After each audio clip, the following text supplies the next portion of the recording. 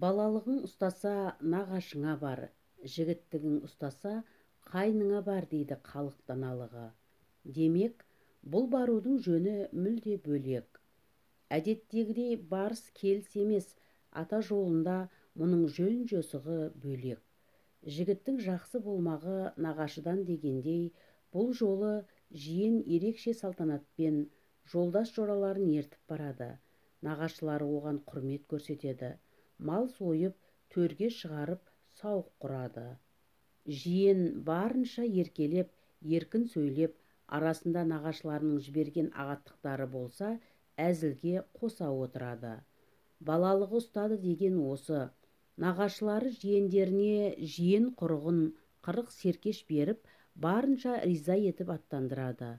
Нағашы елінде 4-5 күн қыдырып, аунап қунаған жиен кетер алдында ризашылығын білдіріп аттанады. Бір ескере кететін жай, нағашылы жиендер арасында бәсеке, көре алмаушылық, күндеу сияқты жат әдеттер болмайды. Олар қатты әзілдескенмен, бірін-бірі көтеріп, сырттай мақтап, әрі олардың атымен мақтанып жүреді.